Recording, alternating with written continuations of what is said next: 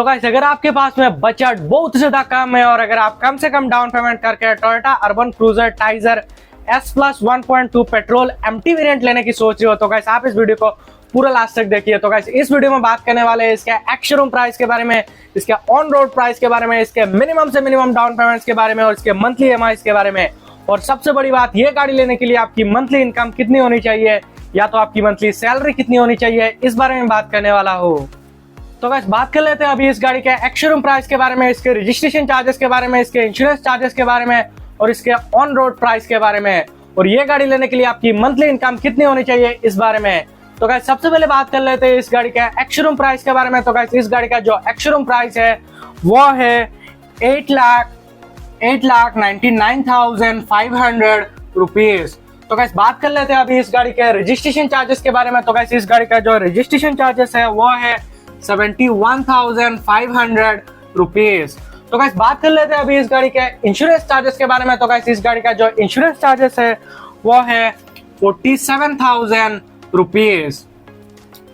तो गाइस अगर आप मान के चले कि आपका ऑथर चार्जेस जो कि है वो 2500 रुपीज लगेगा तो आपके गाड़ी का टोटल प्राइस निकल के आता है जो कि है 10,20,500 रुपीज, जो कि आपका ऑन रोड प्राइस रहने वाला है। तो गाइस इस हिसाब से आपकी जो मंथली इनकम है वो कम से कम होनी चाहिए 60,000 रुपीज।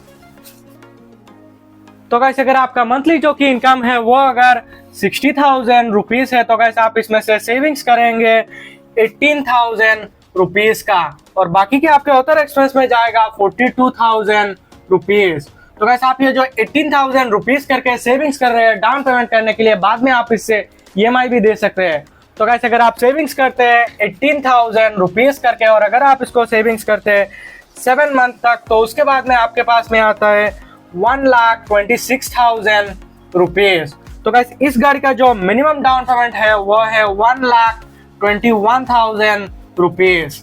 तो गाइस आप इस 1,26,000 रुपीज में से अगर आप डाउन पेमेंट करते हैं 1,25,000 रुपीज की और अगर आप इसको 9% इंटरेस्ट रेट के हिसाब से 7 साल के लिए फाइनेंस करवाते हैं तो आपका जो मंथली ईएमआई है वो निकल के आता है 14,408 रुपीज। और वही पे अगर आप इस गाड़ी को अगर 5 साल के लिए फाइनेंस करवाते हैं तो आपका जो मंथली ईएमआई है वो निकल के आता है 18,589 रुपीज। और अगर आप इसी को 4 साल के लिए फाइनेंस करवाते हैं तो आपका जो मंथली ईएमआई है वो निकल के आता है 22,285 रुपीज। तो गाइस आपने जो पहले सेविंग्स किया था ये 18,000 रुपीज करके डाउन पेमेंट करने के लिए, बाद में आप इसको 5 साल के लिए फाइनेंस करके 18,000 रुपीज करके ईएमआई दे सकते हैं।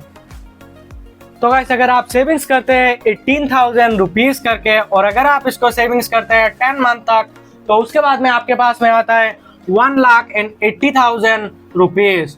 तो गाइस अगर आप इसमें 1,80,000 रुपीज की डाउन पेमेंट करते हैं और 9% इंटरेस्ट रेट के हिसाब से अगर आप इसको 7 साल के लिए फाइनेंस करवाते हैं तो आपका जो मंथली ईएमआई है वो निकल के आता है 13,523 रुपीज। और वही पे अगर आप इस गाड़ी को अगर 5 साल के लिए फाइनेंस करवाते हैं तो आपका जो मंथली ईएमआई है वो निकल के आता है 17,447 रुपीज। और अगर आप इसी को 4 साल के लिए फाइनेंस करवाते हैं तो आपका जो मंथली ईएमआई है वो निकल के आता है 20,916 रुपीज। तो गाइस आपने जो 18,000 रुपीज करके सेविंग्स किया था आप उसको अपने बजट को थोड़ा सा और पुश करके अगर आप इसको 4 साल के लिए फाइनेंस करते हैं तो आप 20,000 रुपीज करके ईएमआई दे सकते हैं।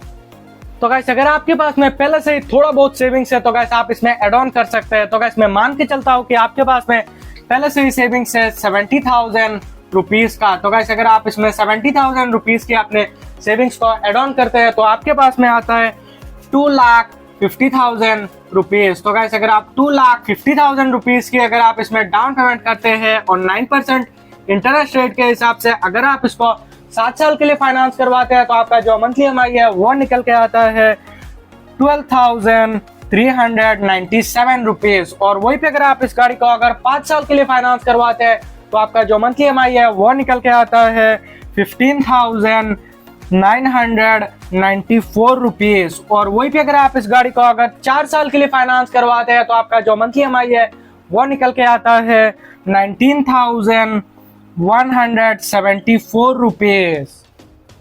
तो गाइस अगर आपके पास में बजट हाई है तो गाइस आप डाउन पेमेंट कर सकते हैं 3,50,000 रुपीज की। तो गाइस अगर आप 3,50,000 रुपीज की डाउन पेमेंट करते हैं और अगर आप इसको 9% इंटरेस्ट रेट के हिसाब से अगर आप इसको 7 साल के लिए फाइनेंस करवाते हैं तो आपका जो मंथली EMI है वो निकल के आता है 10,788 रुपीज। और वही पे अगर आप इस गाड़ी को अगर 5 साल के लिए फाइनेंस करवाते हैं तो आपका जो मंथली EMI है वो निकल के आता है 13,918 रुपीज। और अगर आप इसी को 4 साल के लिए फाइनेंस करवाते हैं तो आपका जो मंथली EMI है वो निकल के आता है 16,685 रुपीज। तो गाइस अगर आपके पास में बजट और भी ज्यादा हाई है तो गाइस आप डाउन पेमेंट कर सकते हैं 4,50,000 रुपीज की। तो गाइस अगर आप 4,50,000 रुपीज की डाउन पेमेंट करते हैं और अगर आप इसको 9% इंटरेस्ट रेट के हिसाब से अगर आप इसको 7 साल के लिए फाइनेंस करवाते हैं तो आपका जो मंथली EMI है वो निकल के आता है 9,179 रुपीज। और वही पे अगर आप इस गाड़ी को अगर 5 साल के लिए फाइनेंस करवाते हैं तो आपका जो मंथली EMI है वो निकल के आता है 11,843 रुपीज। और अगर आप इसी को 4 साल के लिए फाइनेंस करवाते हैं तो आपका जो मंथली EMI है वो निकल के आता है 14,197 रुपीज।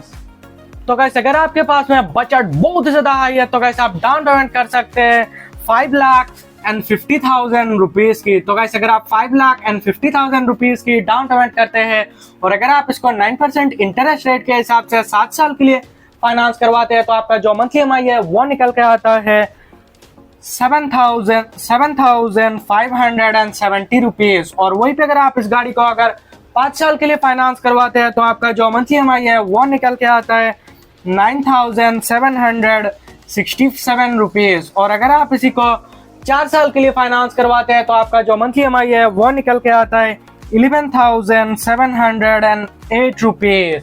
तो गाइस मैंने भी जितने भी प्राइस बताया वो आपको हर एक स्टेट और हर एक सिटी में थोड़ा बहुत डिफरेंस देखने को मिल सकता है। और ये जो मैंने प्राइस बताया वो आसाम स्टेट का है। तो गाइस अगर आपको ये वीडियो पसंद आया तो वीडियो को लाइक करना और चैनल को सब्सक्राइब करके जाना।